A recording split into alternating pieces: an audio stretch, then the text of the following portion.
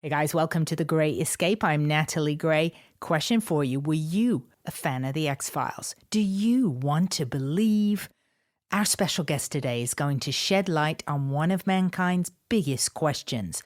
Are we alone in the universe? So open your mind, get ready to find out if the truth is out there. I'll tell you more right after this.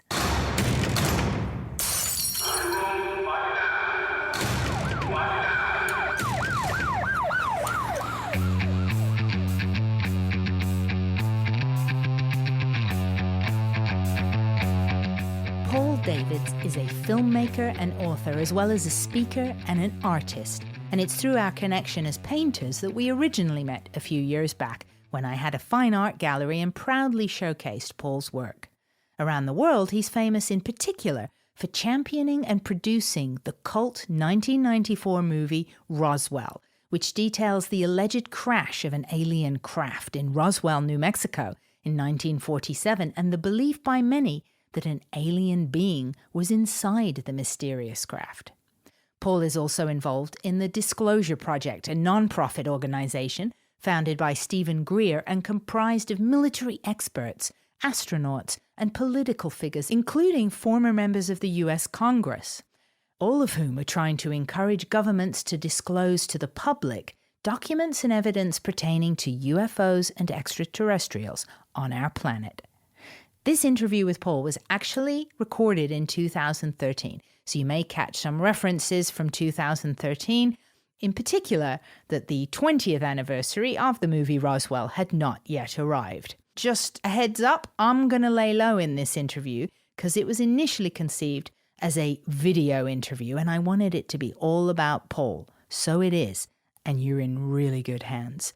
A man I believe to have great talent, a conscience, and integrity, Mr. Paul Davids.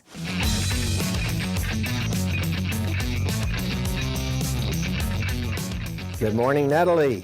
It's been a while. You've been back and forth to England a couple of times, I think. Yeah, well, I really am grateful for you taking time out because, it's almost coming up on 20 years of Roswell, the movie. Did you know that? Wait a minute. How many years are you saying that it came out, that's coming up on? Isn't it nearly 20 years? Because wasn't your movie 94? The movie was 94. So it's nearly 20 years since your movie. Yes.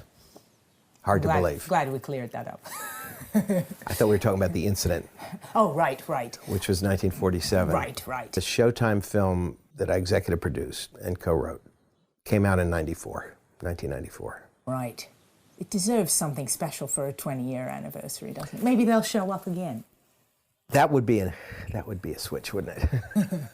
Well, I wanted to ask you, obviously, about Roswell. First of all, just taking you back to the time that you made the film, what was it that led you to be so interested that you dedicated such a chunk of your life to making that movie? It was personal experience because UFOs had just been science fiction for me up until 1987. I can track it to one particular day and one particular moment.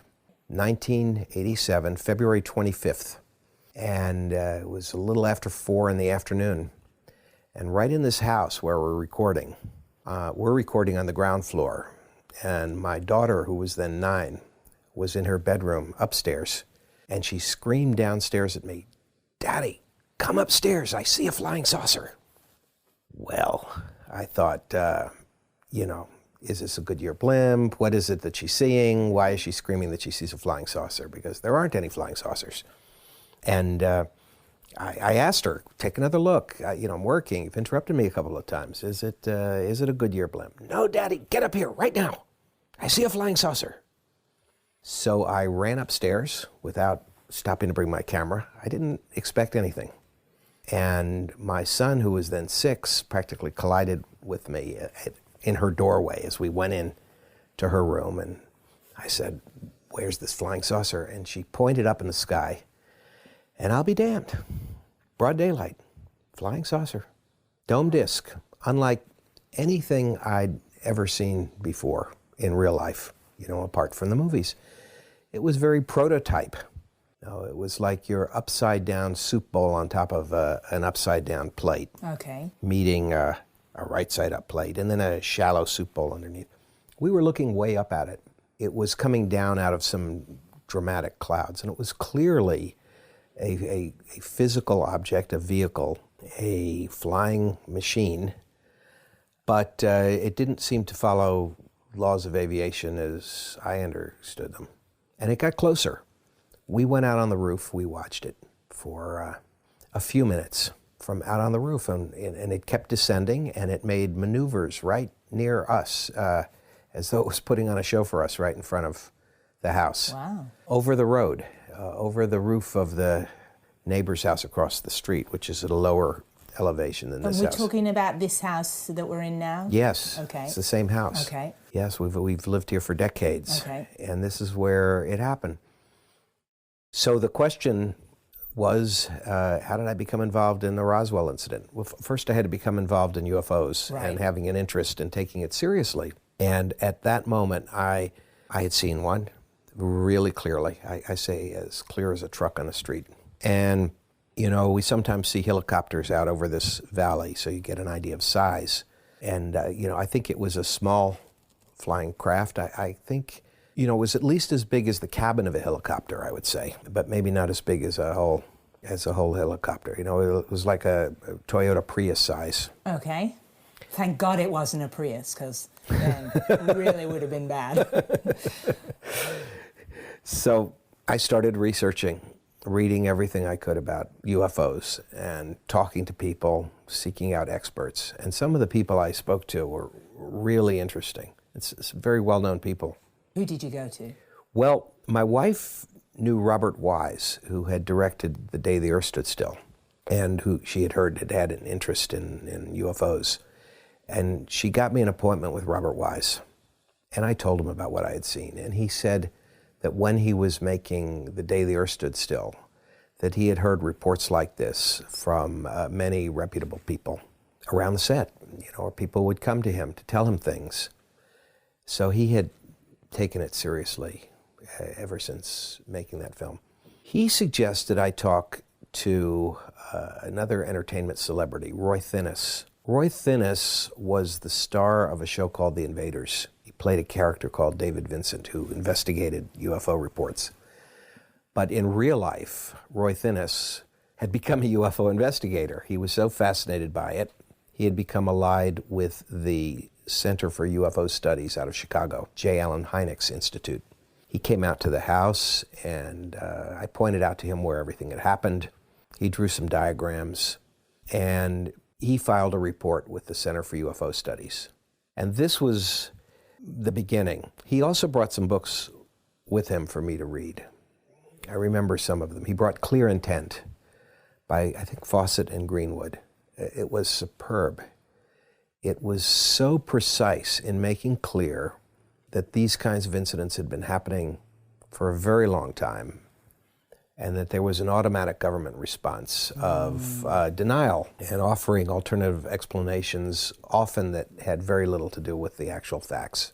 He brought me the report on unidentified flying objects by Captain Ruppelt, who had been in charge of Project Blue Book for the Air Force. That was interesting.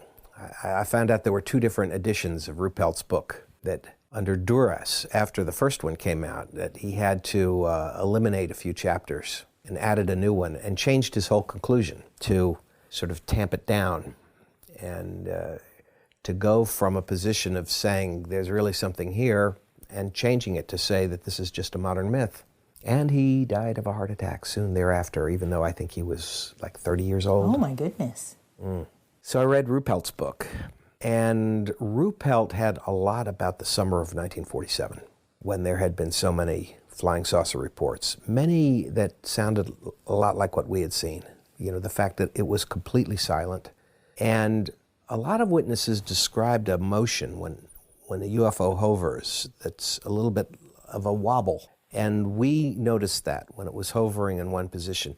When it flew laterally, I didn't see that wobble, but as soon as it stopped, it was like a, you know, like a little bit spinning dreidel type of a thing? No, it wasn't spinning. It was more like a little bit of a boat rocking on water. Okay. As though the air was the water. Oh, interesting. Or as though it's somehow repelling the ground like this. And Roy Thinnis told me about the Roswell incident. I think that was also covered in Clear Intent. So that was the first I had heard the claims that in 1947, a flying saucer had crashed in New Mexico, near Roswell, actually closer to Corona, New Mexico. And the original claim was that it was of extraterrestrial origin and that there were bodies of EBs, extraterrestrial biological entities, they called them. Now we say ET. Then they said EB, recovered, and that it was hushed up, kept secret, originally announced, actually. It was a newspaper headline. But then the next day denied, all a mistake, they said, misunderstanding, and that it had been secret ever since. So that was the beginning of my introduction to the Roswell incident. What I didn't know then was that the investigator for the Center for UFO Studies who had come out to visit me, Donald Schmidt, at that time was their head investigator of reports, cases. I didn't know that he had such an interest in that case and that he was planning on writing a book about it with Captain Kevin Randall of the Air Force Reserve. They were reinvestigating the whole case and were planning on writing a book. So this was around now, just past 1987 that you found this out? Yeah, well, it was in 1987 because February was when I had the sighting. It was a few months later Don came out for the first time. And I think, by the end of that year, I was on my first trip to Roswell with them. Wow. To meet witnesses and to come along as they reinvestigated the case.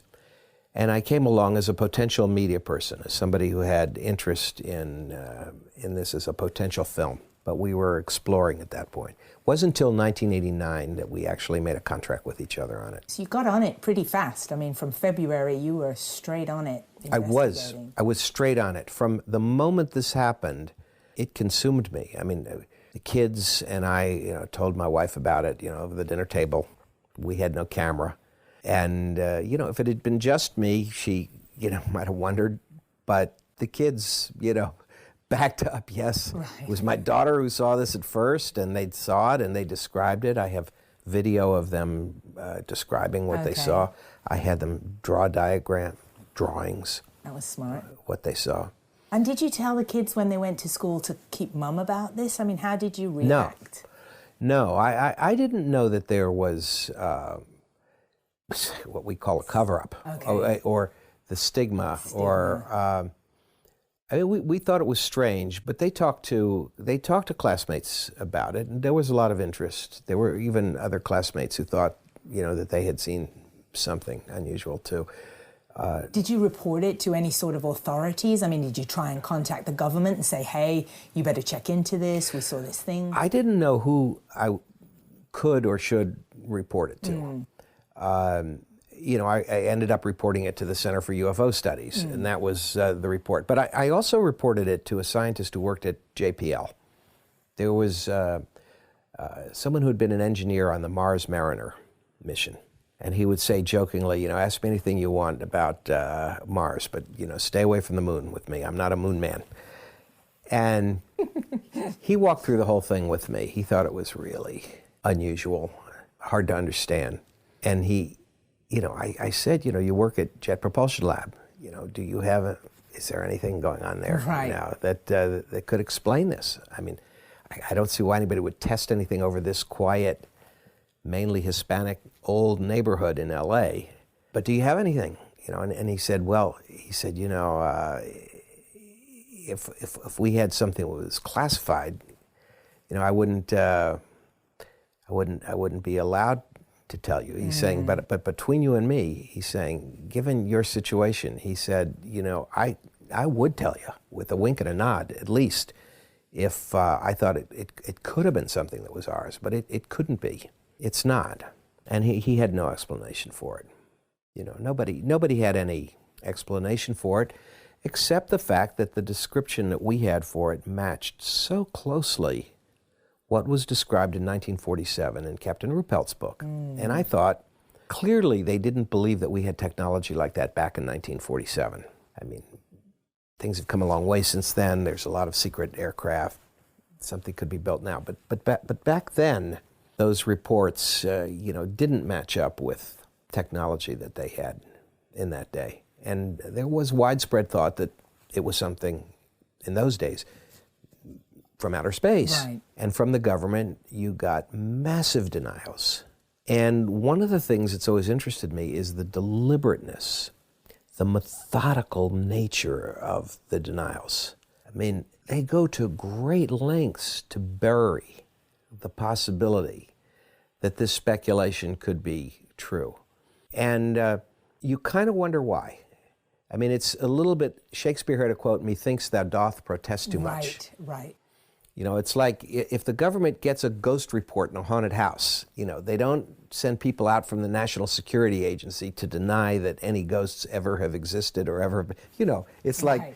it's like, well, okay, you think you saw a ghost, Maybe if they handled it with humor, okay, well, all right, you think you saw an alien from outer space, fine, where is he? I mean, they do a little of the ridicule.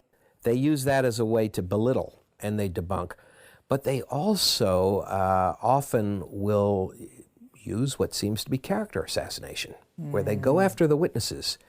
It's like, this man wrote a $10 check that bounced 12 years ago. Are you going to believe him about this flying saucer report? Right. He has lint in it's his like, washer. yeah, Right. there you go. So they work very hard to bury it, which, for my way of thinking, is a big clue that, there's something real here that has been buried. So for the movie question, I had done the Transformers show as the production coordinator. I had a lot of television production experience at that time. My name, in fact, is on 79 half-hour episodes of the original Transformers.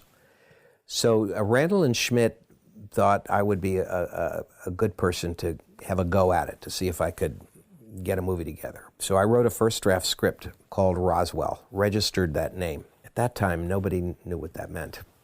Eventually, when we wanted to call the movie Roswell, and they said, you got to find another title. This just doesn't work. And I said, Chernobyl? Do people know what Chernobyl means? I said, they'll know what Roswell is once we put this out. And I was right about that. But I made a simple little contract with Randall and Schmidt. And I've often joked over the fact that this was the $25 deal that became a $6 million television movie, because I paid them $25 for an option. They had a 17-page outline. They didn't have a published book. I said, look, when you get your book published, or as soon as I get a production company interested, they'll pay you. We'll get you some real money from them. And we set a price for what it would be if the movie gets made. And so we had a deal. And then came the really hard part, which was shopping it and trying to get a network to say yes. And it was a nightmare. It was, from 1989, we didn't get the green light to actually make the movie till 1993. In the middle of 1991, we had a deal with HBO to develop it. I had brought on board Jeremy Kagan to direct and produce. Jeremy and I had gone to film school together at the American Film Institute. Terrific filmmaker, really good people person, and a great dramatic sense. I really respected Jeremy, and we were good friends. And he was fascinated by the story. And I think what fascinated him most about it, if it had been like a science fiction tale, or like so many of these things have been told, making it, we've had so many alien invasion stories and all these kinds of things. What interested Jeremy was the fact that there were military officers who believed that this is what happened, the crash, but that each of them, including, the sheriff and the news people, each of them seemed to know a part of the story. And there wasn't one person you could go to who would talk, who was still alive, who could kind of tell you the whole story. So we imagined this reunion at the military base as the vehicle for doing the story, that the old guys are coming back after 30 years, and they'd been told to be quiet, to keep it hush-hush, but nobody really knew. And there were people that knew that something strange had crashed, but they hadn't heard of any bodies. They didn't know. There were other people who'd heard about the rumors of the bodies from, doctors, people involved with autopsies, and, they didn't know that had come from. So people knew a piece of the puzzle. So like Rashomon, which told one story from multiple points of view, and each point of view is a little different. We used that as the technique, as the structure, that the guys come back to the military base and they want to know. Particularly one in particular, Jesse Marcel. Major Jesse Marcel, the first fellow to the debris field, who was kind of at the center of all these reports, and in fact was the fall guy for the quote-unquote mistake that was made, that it was just a weather balloon. And well, it was ridiculous to think that Marcel wouldn't have instantly recognized a weather balloon. All of their excuses were ridiculous because Roswell Army Airfield at that time was the only base in the country that had the atomic bomb and the planes to fly it out and deliver it. So Nagasaki, Hiroshima, we're talking about, a Roswell pilot delivering atomic weapons. You think that they had people there working in intelligence who didn't know what a weather balloon was? Right. And how could they have the nerve even to tell the public this? How could anybody even buy it for an instant without asking more and more and more questions? But in those days, right after World War II, if the military pronounced something, the average person didn't or couldn't question it. You just figured, if they're going to tell us, they're going to tell us. And if they've got a reason to keep it secret, then, we'll hear it's a weather balloon. And that's what happened. So that was how we found a way to tell the story. However, no one wanted to make it at first. What was the main reason they gave you? Well, I got about 30 rejection letters, I think. Wow. I went to every network, every production company that I had any contact with at all. And one of the objections was, if this had happened, I would have heard of it. A lot of people felt that. A lot of people felt it's interesting. There had to be some explanation for it. But if we stick our neck out on this and we're wrong, then we just look foolish. We have egg on our face. And nobody wanted to take the risk. But once I had Jeremy Kagan involved, he at least had a relationship with HBO where he had made a number of films for them. He'd made a lot of television movies. One in particular that was so exceptional was the Scott Joplin story. Scott Joplin, who wrote the music that was used in The Sting. I don't remember whether that was in fact for HBO, but he had made movies for HBO. So they agreed to develop it. Now their idea of developing, let me just say I learned a lot. Because I came in with a script, I thought, we have a script. Let's shoot the movie, it's written. And their feeling was, no, it's not written. We're going to start from page one. They paid Jeremy and me to do a treatment of a new approach with, the reunion at the military base. And then they brought in Arthur Koppett, who they had under contract, to write the screenplay. And this was terrific, terrific. Arthur Koppett is one of America's great playwrights.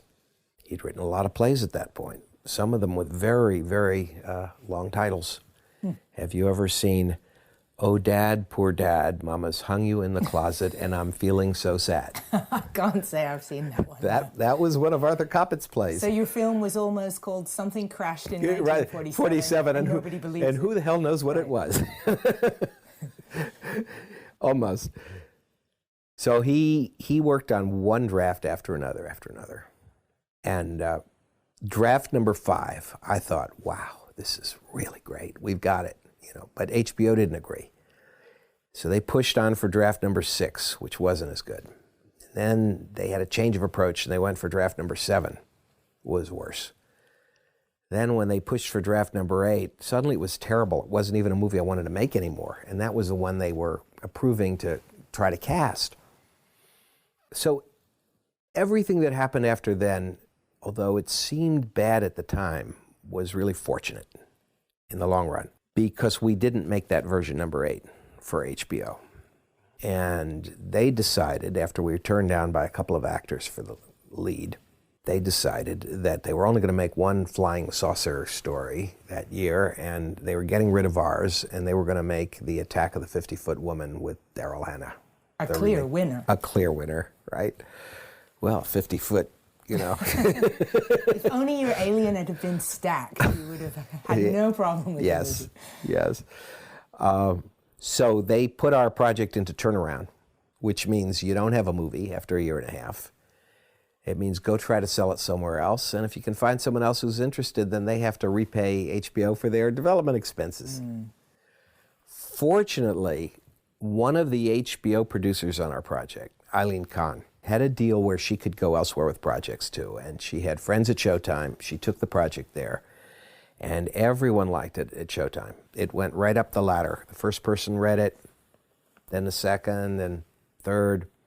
And I remember each time I heard, oh, so-and-so's read it and they like it, but they've got to show it to, you know, the next boss up the chain. And I didn't let myself become excited because I felt somewhere someone will put the kibosh on it. We'd just been through too much and a lot of disappointments. As you do when you're in Los Angeles. Yep. But luck was really with us on this with Showtime, because they liked it all the way up to the top, and they were looking for a tentpole movie, something to be a big original television movie for the summer, something they could really promote and get new subscribers to the channel. And they decided this would be it, as long as we could cast it right. And the challenge was that Jesse Marcel in our story, for most of our story, he's 70. Some of the story, you know, it flashes back to when the incident happened, when, you know, he was about 40. So we had been looking for older actors, figuring that either we'd use makeup to make them look young or we'd get somebody else to play them young. We hadn't thought of getting the younger actor and then using old age makeup, but then somebody suggested Kyle MacLachlan, who had done Twin Peaks and Dune, excellent actor. And they submitted it to Kyle, and he agreed, and then we had a movie. Because at the moment he had a deal memo, they authorized us to open production offices and to start pre-production. And when you got involved, I mean, I know you actually went, obviously, to the location as part of your research. At any point, did you feel this sort of pressure to can the project? Was there any kind of physical threat that you ever felt started to percolate up for anybody involved in the project? There was never any physical threat, but I really sincerely believe we were being watched at that time. I, you know, phones tapped, probably. Really weird games went on with our telephones. I noticed that all the time. And when we would discuss these things, there would be key points in a conversation, like when we would talk about the alien bodies, when suddenly the phones would become disconnected right on a word. And when Don Schmidt came to town one time, I remember we were followed by a car that swerved around in front of us, and somebody in the back seat was flashing pictures of us driving. I mean, it was like games that were being played to let us know that we were being monitored, we were being watched, that this wasn't being done in a vacuum. Certainly no one tried to stop us. If anything, it was the opposite. It was as though a switch had been turned and somebody high up really wanted this film made and wanted it quickly, fast. They wouldn't even give us one extra week of pre-production. After everybody saying no for years, saying drop dead, take it somewhere else, get out of here.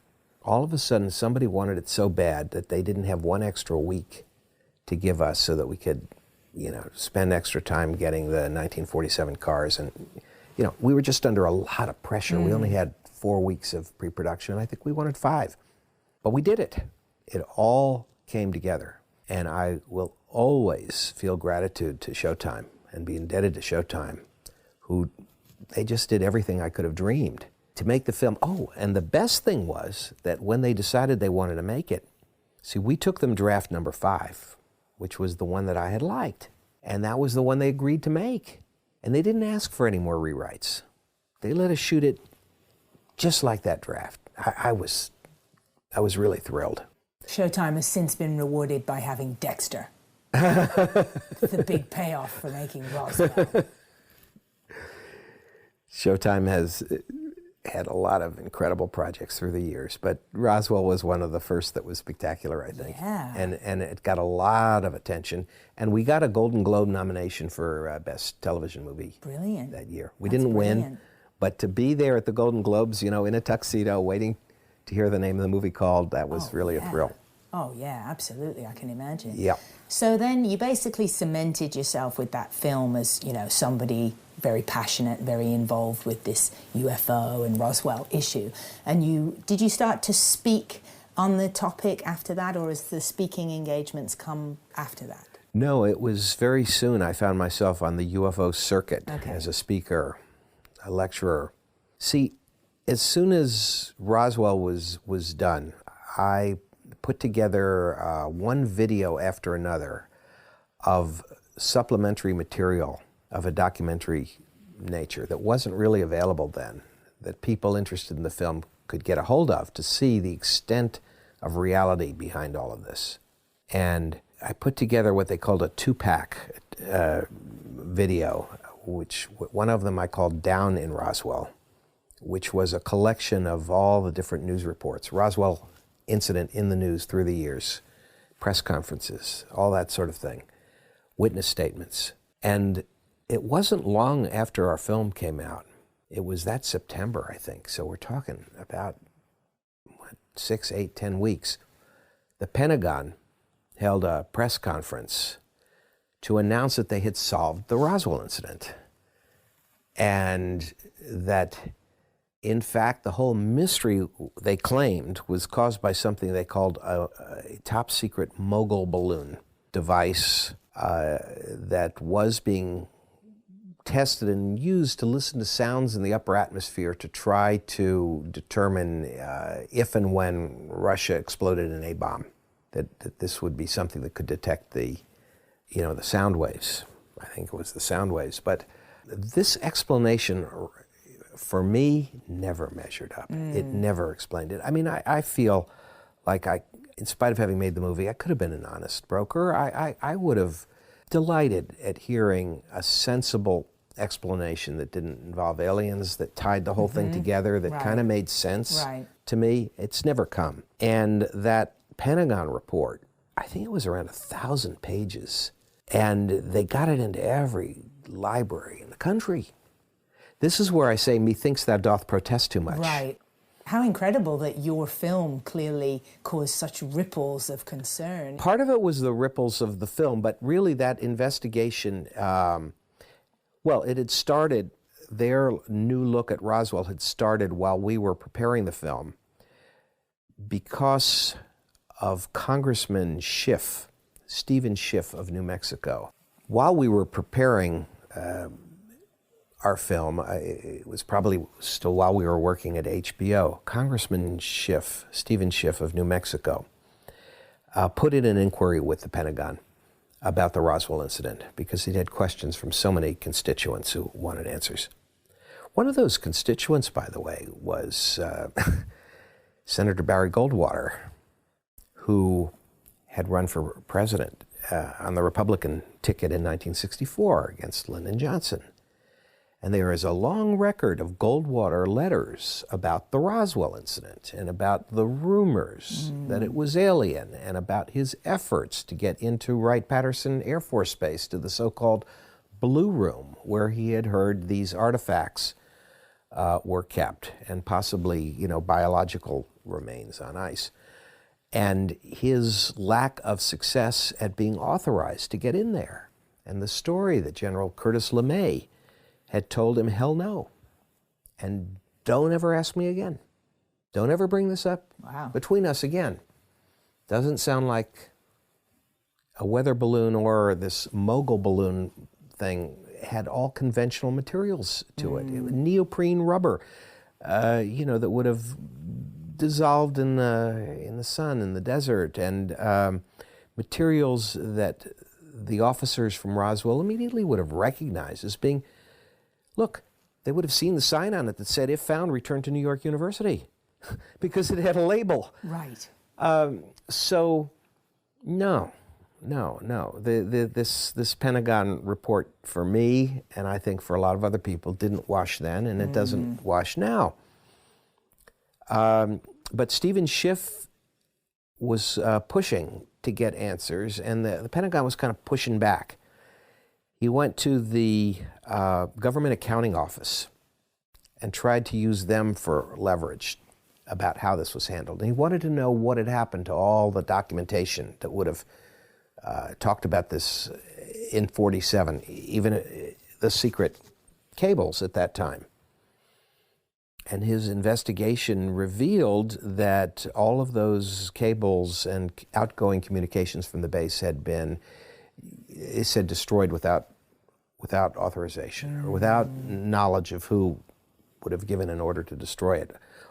Was it in fact destroyed, or was it moved, to some secret location? The answers were not satisfying. So the Pentagon's report was kind of a pushback at Stephen Schiff to get the congressmen off their back, so to speak. And I have often wondered if our movie wasn't caught in the middle of this whole political thing, because Congressman Schiff had put his investigation in motion. And then our movie was approved for production. And then the rush started. Why did our movie have to be finished so quickly all of a sudden? Well, what I asked myself, was there a larger, Pentagon timetable that they were going to reveal because of Stephen Schiff, that they had an answer for this and it was all nothing and all of these things were just rumor and forget about it? But that the movie was going to help them, because the movie was going to kind of tell the story of what all the rumors were and what all the myths were. And wasn't that a great setup for the Pentagon then having a press conference? They didn't mention the movie, but it was kind of implied, hey, did you see this big movie last summer? Well, if you did, and you're wondering about it, nothing to it, and they put the big boot on it. But they needed the movie to have something to squash with their boot. Yeah, so that's right. It felt a little squashed. However, I put out this Down in Roswell video with all the press release things, and then its companion piece was called Reply to the Air Force Report on the Roswell Incident. It was a lecture I had given in Santa Cruz where I took the Pentagon report.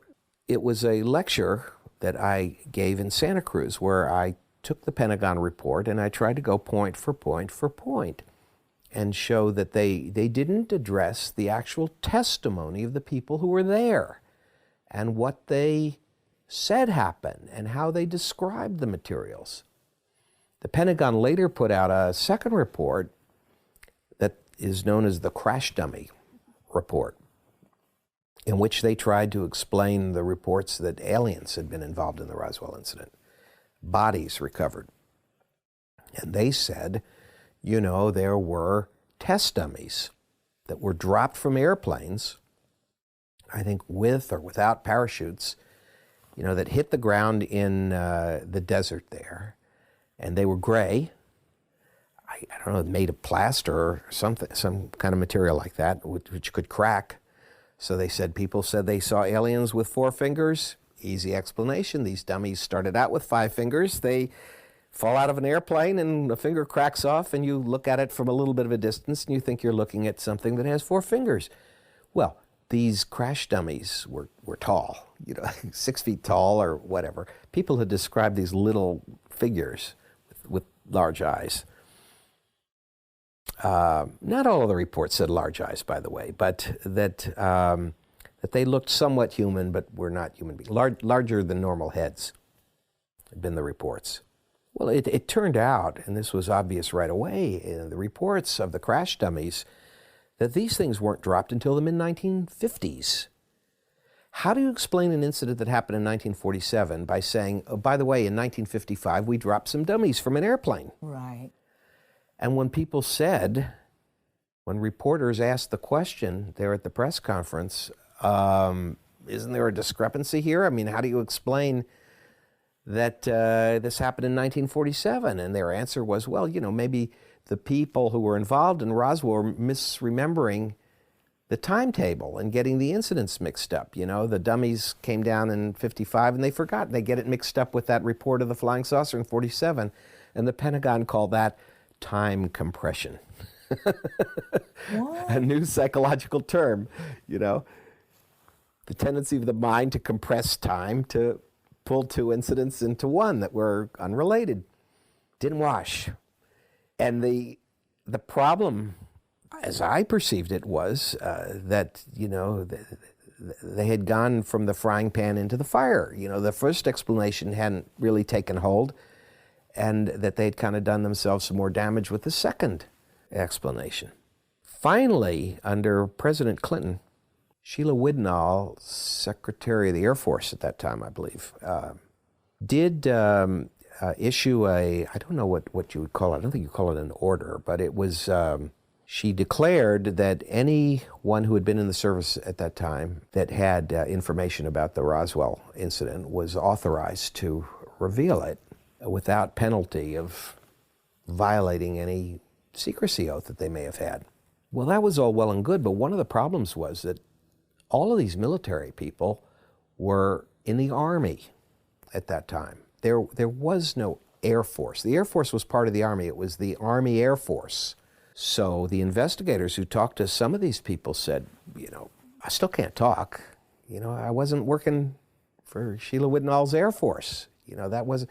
And there were a number of them that said that they had promised the president, Truman, at that time, that they wouldn't talk. And this included the provost marshal of Roswell at that time, who told investigators from the beginning, I can't talk about that. I told the president I wasn't going to talk about that.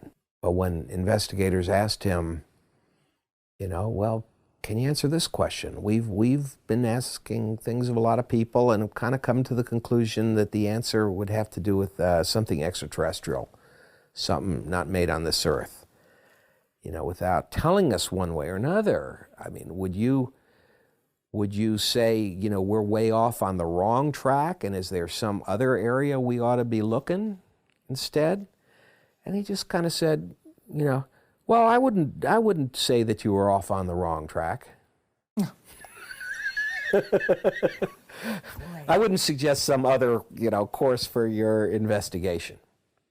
Wow. Now look, there are some very interesting people, in addition to the late Senator Barry Goldwater, who have said that Roswell was the crash of an extraterrestrial spacecraft in 1947, and that there were aliens recovered, space aliens.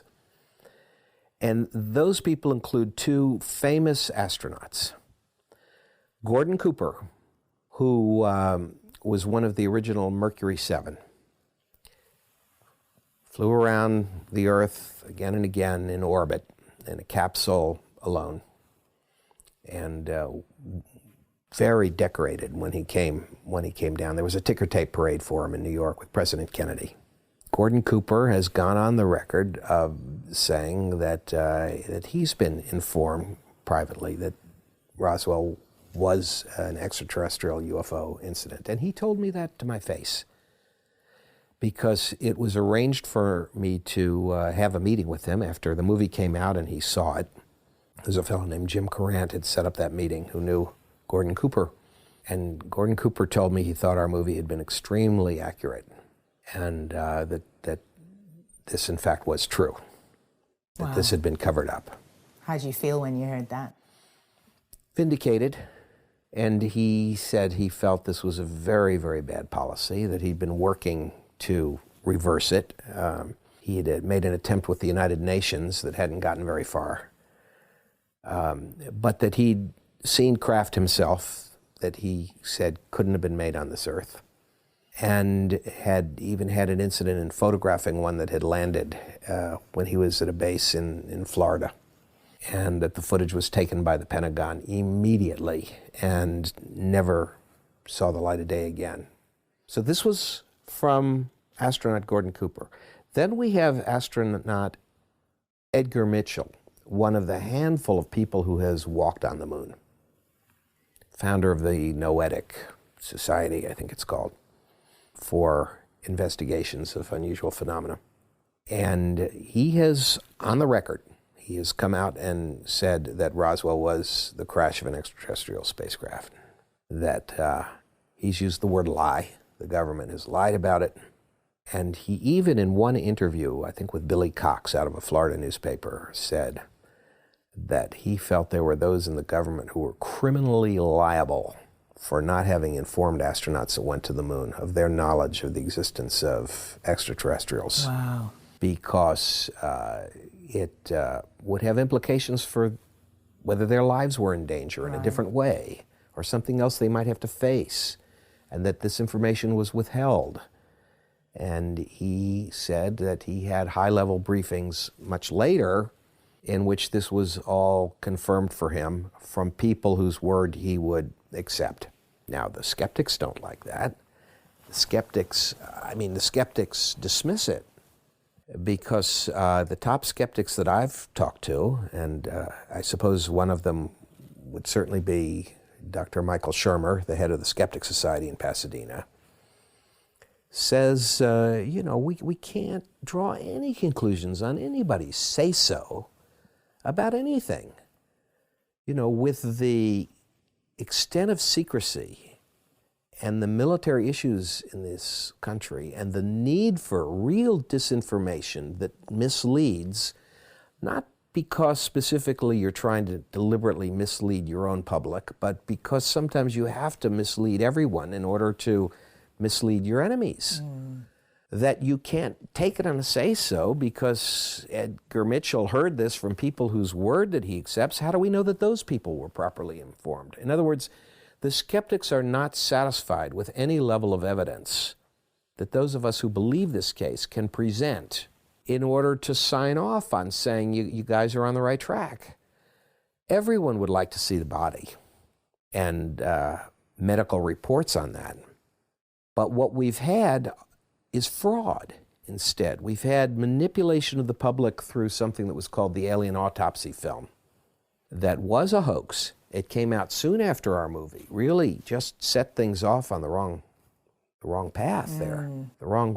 It was a gross distraction, as somebody made money off of that. But it accomplished other things too. It also helped serve to discredit the story that we were trying to tell and leave everyone confused. And if we are correct that these are secrets that are really being held, and being held for reasons that some in the government today still feel is justified, if we are right about that, all they really have to do to keep their secret is create confusion.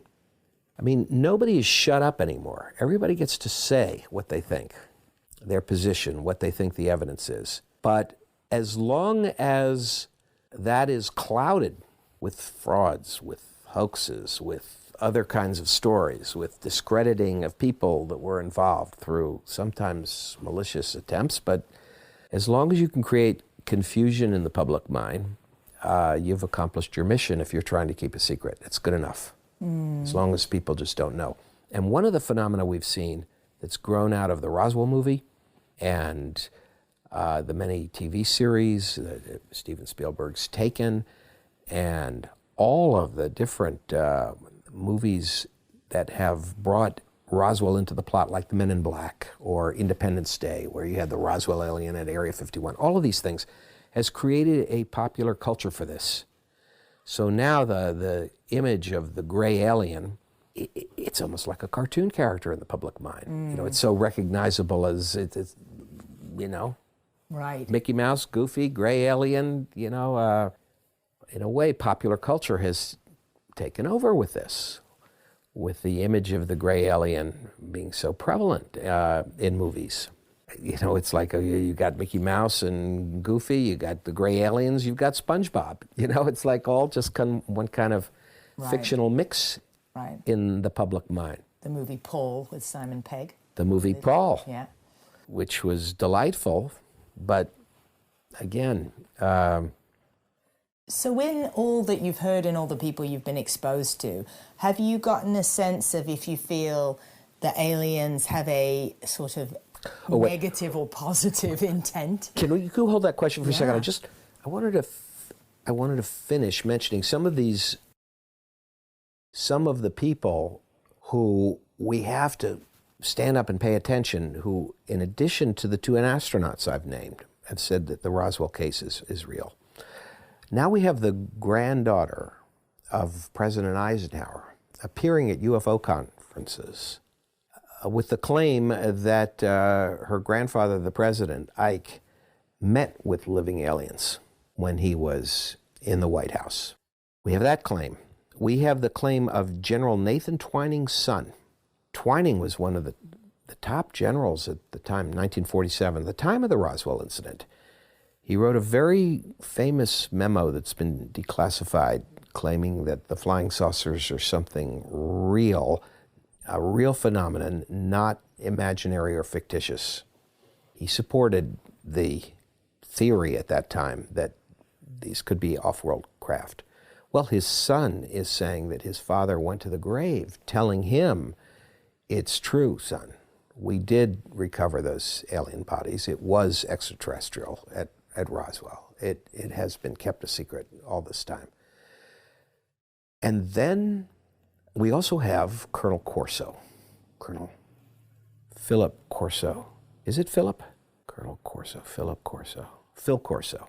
He co-wrote a book called The Day After Roswell, which claimed that alien technology had been recovered, and that when he was at Wright-Patterson Air Force Base, working in the Foreign Technology Division, that he was instrumental in parsing out some of the materials that had been recovered, parsing it out to industry, and giving various top corporations the chance to work on these materials, back engineering them as an Army research and development funded project, but under circumstances where those companies could keep the patents on whatever they developed as a result.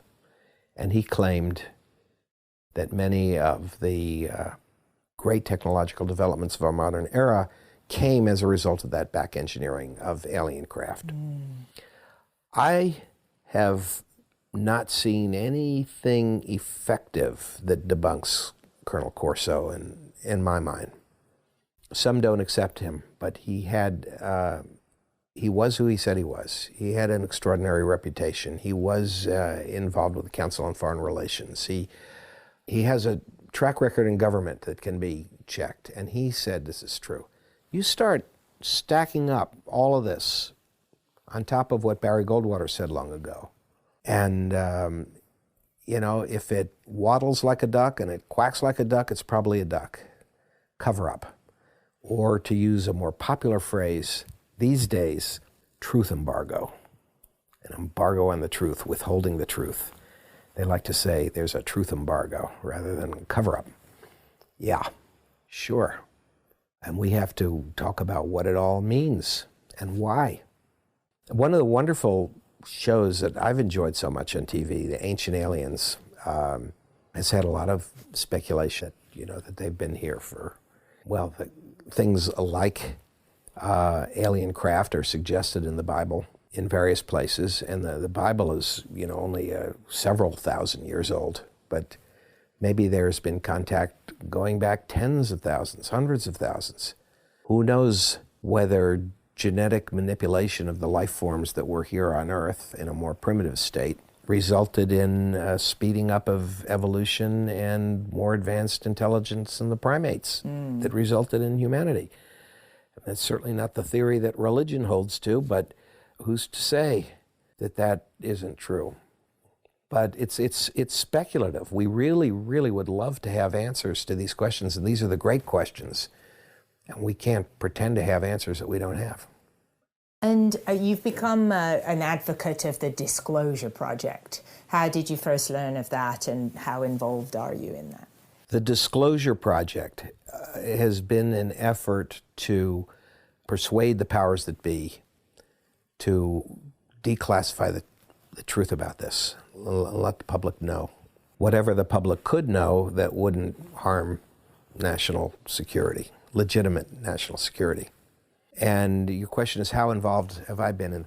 Well, in a way, I've played a special role in that with former President Clinton, even while he was president.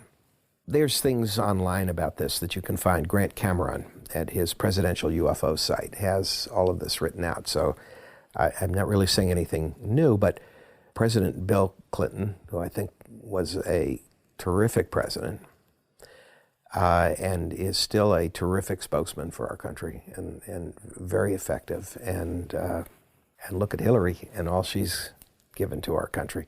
Maybe she'll be president one day, who knows. But he was a student of my dad at Georgetown University back in 1968 when he was an undergrad. Wow, goodness me. My father was one of the founders of the School of Foreign Service at Georgetown. The Strategic Studies, the School of Foreign Service. My dad was Professor Jules Davids. So there had been a continuing contact relationship between Bill Clinton and my dad, through the years. Governor Clinton of Arkansas, I believe, introduced my dad at one of the Georgetown functions where there was some honor being bestowed. They actually give a medal in my dad's name to the top students in foreign affairs at Georgetown, the Jules Davids Medal. So we had this relationship with Bill Clinton, and as soon as he declared he was running for president for the first time, I wrote him a letter of support. I told him what my family was up to, and I got a very nice letter back from him, thanking him, and that kind of opened the door. And I got another letter back from him when he was president-elect.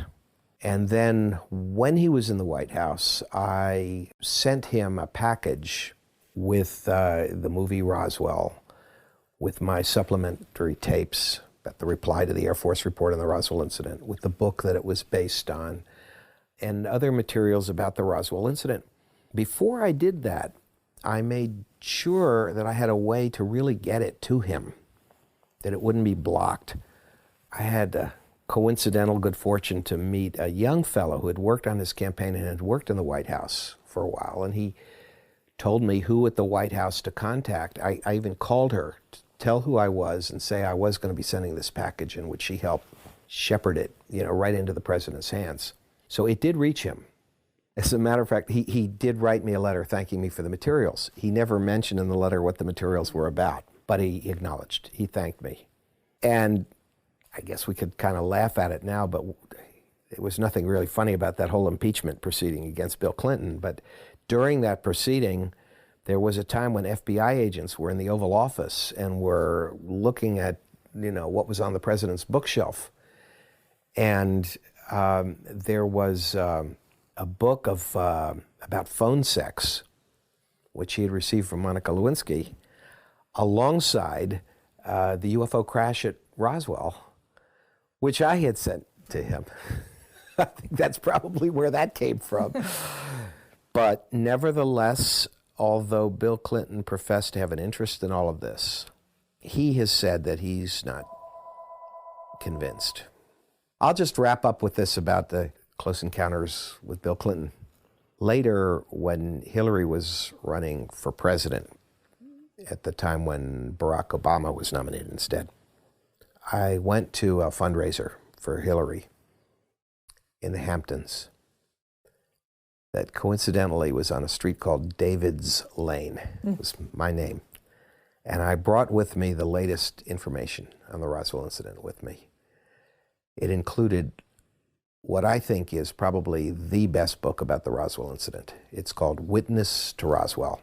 I wrote the foreword to the first edition of it, and then that was replaced with astronaut Edgar Mitchell's foreword. But that book is available now. I wanted the former president to read it. And there was an affidavit released after the death of Lieutenant Walter Haut of Roswell about the fact that there were alien bodies at Roswell. And then there was another book by Major Jesse Marcel's son, Dr. Jesse Marcel Jr., called The Roswell Legacy. I put all of these in a large brown envelope and carried it in with me to this fundraiser. And after Hillary had given her speech, and former President Bill Clinton was speaking off on the patio off on the deck porch with the owner of the house where this was held, everyone was flocking around Hillary, to talk to her at that time, and poor Bill Clinton was being ignored. So I went over to him and introduced myself and reminded him. I said, I'm Dr. Jules David's son. And right away, I got a nice smile from him, and he remembered, and he was very ingratiating. And I said, I had written a foreword to a book that came out recently, and I kind of wanted to share it with him. I'd brought him a copy, and I handed him the envelope, and he said, oh, what is this? And he pulls it out. Well, the cover, it says, Witness to Roswell. Then it says, Unmasking the Government's 60-Year UFO Cover-Up. And I was looking at the president's face, wanting to see the expression on his face, thinking, hoping that might tell me something. And he looked at it, and he got a big smile. It was like a little nod, and he said, I've always been interested in this stuff, so I'm going to read it. And then he put it back in the envelope, and he handed it to his handler, who was right next to him, and thanked me for it. And I wondered what became of that. And no later, he did see my mother at one of his book signings for his book giving, and he gave my mother a big hug. And, it's always been a warmth there with the family. So I think my interest in things that might be classified as not put a damper on that necessarily. I hope I haven't overstepped any bounds. But I've been there to ask the questions, and I think that's been my contribution to the disclosure movement, in addition to contributing to the Disclosure Dialogues tape, in which I appear as one of the speakers. I really, really wish that the truth embargo would end, and they would level with us and admit what's been going on, because more and more of these unexplained craft have been seen and photographed by more and more people all around the world. Something's going on, and somebody's not talking.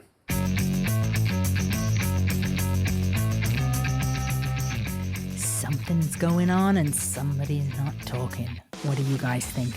Let me know at thegrayscape.com, where, as always, I'll be posting images pertaining to this episode, as well as links to Paul's website, information about the Disclosure Project, and more. A very special thanks to Paul Davids, and thanks to you guys for listening. Listenership on The Grey Escape is growing, so thank you for spreading the word. And if you want a unique, one-of-a-kind piece of my art that's not only affordable but wearable, go to westcoastlondon.com for my line of hand-painted clothing inspired by things that inspire. And if you enter coupon code ESCAPE, you can save 10% off your order. That's westcoastlondon.com. Well, I don't know about you guys, but I like this quote from Werner von Braun, published in 1960 in the New York Times, where he says, "Our sun is one of 100 billion stars in our galaxy. Our galaxy is one of billions of galaxies populating the universe. It would be the height of presumption to think that we are the only living things in that enormous immensity." And on that note, sleep tight. I'll catch you next time on The Grey Escape.